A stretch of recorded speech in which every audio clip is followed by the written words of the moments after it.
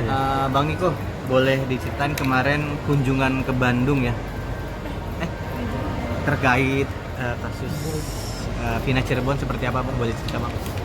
Ya, kemarin kami ke Polda Bandung itu untuk mengajukan surat permohonan penangguhan penahanan terhadap Peggy Setiawan.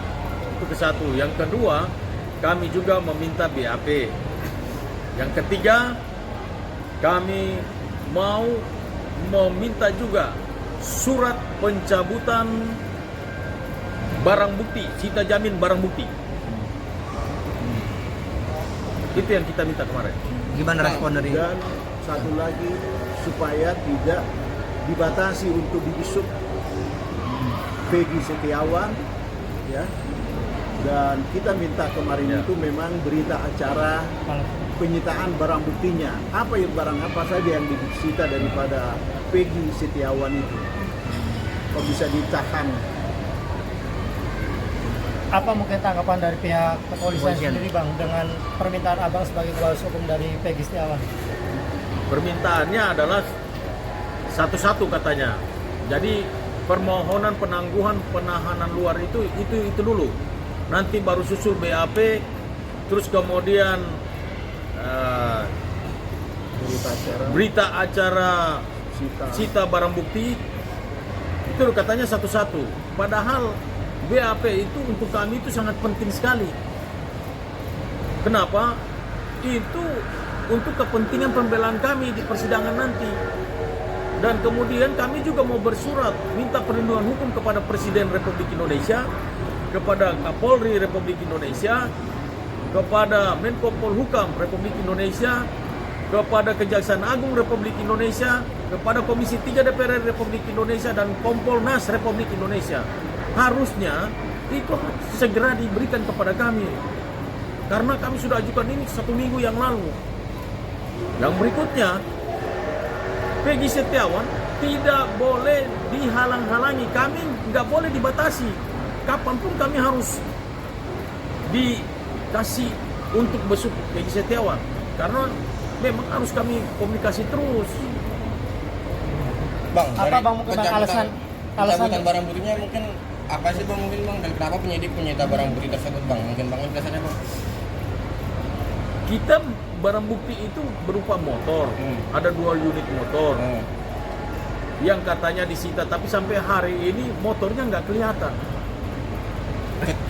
Nah, harusnya waktu mereka sita itu ada berita acara penyitaan, terus ada izin dari pengadilan untuk menyita, tapi ini semuanya nggak ada.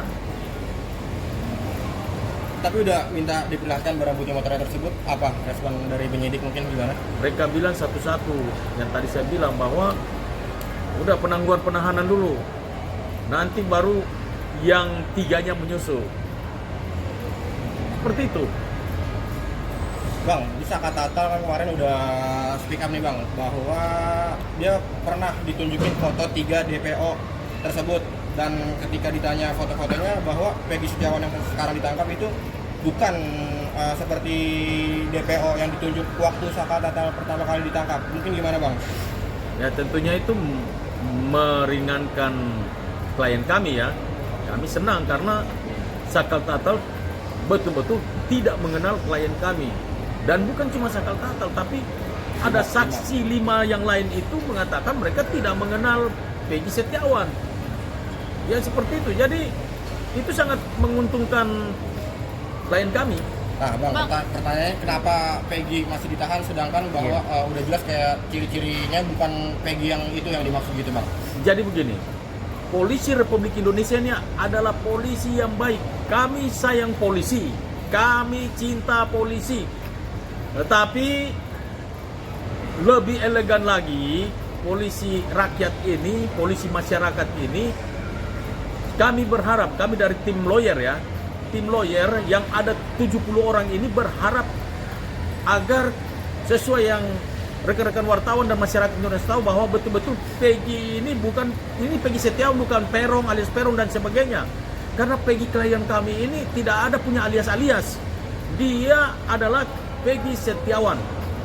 Nah, udah jelas bahwa barang bukti, kemudian saksi-saksi itu mengatakan bahwa klien kami ini tidak terlibat dalam kasus pemerkosaan dan pembunuhan ini. Jadi lebih elegan polisi rakyat ini, polisi yang kami cintai ini, lebih baik SP3 kan kasus ini. Jadi kita nggak usah ke pra-peradilan lagi lah. Itu suatu prestasi kalau mereka membebaskan orang yang tidak bersalah. Bang, tapi abang melihatnya apa bang? Kok polisi bisa menangkap Peggy Setiawan ini? Mungkin apa alasannya bang? Apakah ada sesuatu yang mungkin disembunyikan atau ada apa nih bang? Mungkin bang, abang setelah abang menjadi kuasa hukum Peggy Setiawan sendiri mempelajari seperti apa bang? Saya ini sudah bentuk tim investigasi dan tim investigasi ketuanya itu nggak kaleng-kaleng. Itu sejak beliau adalah Kombes Pol Jidin Siagian SHMH. Begitu jadi polisi sudah direserse dan sampai pensiun pun sudah direserse, bahkan jadi Kapolres 2 kali. Nah ini Bang Jidin, Kombes Jidin Siagian, Purnawirawan. Bang Jidin, apa mungkin kok bisa polisi menangkap Peggy Setiawan padahal barang bukti segala macam, terus banyak statement dari saksi-saksi yang tidak menyudutkan kepada Peggy Setiawan tapi tetap ditahan. Apa mungkin kok polisi bisa melakukan hal seperti itu? Itulah sampai saat ini kita masih tanda tanya besar. Karena saya dari tim yang kami bentuk dari pengacara 73 orang itu kan, saya sebagai di bidang investigasi dan rapid. Saya sudah melakukan investigasi dan saya sudah menemukan bukti-bukti real di lapangan bahwa Peggy Setiawan itu sejak 15 tahun sudah di Bandung.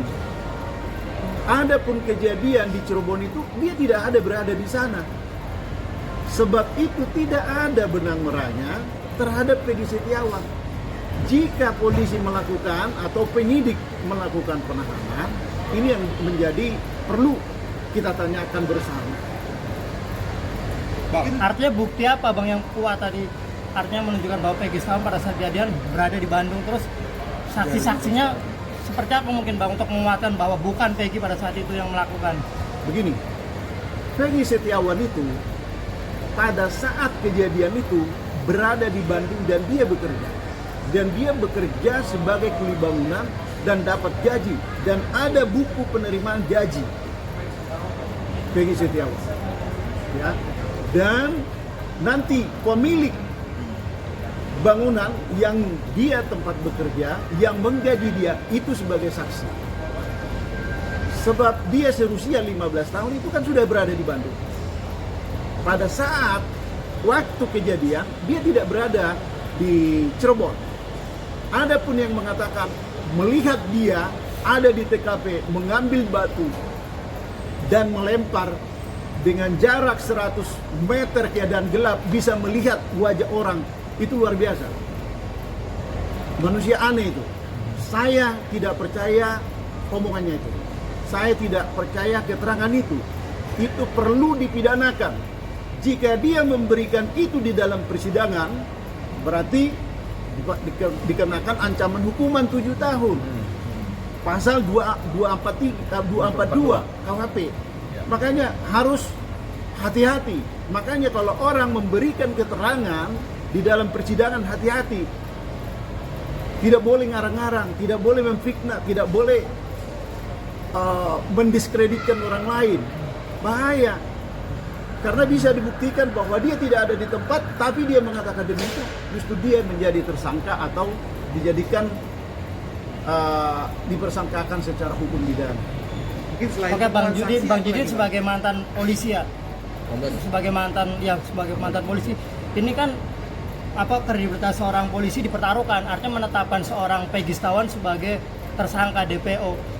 Tapi padahal banyak juga yang meragukan bahwa Peggy Setiawan lah pelaku utamanya. Nah, itu seperti apa kredibilitas polisi dipertaruhkan, harus menangkap orang yang ternyata bukan diduga, ya macam itu gimana?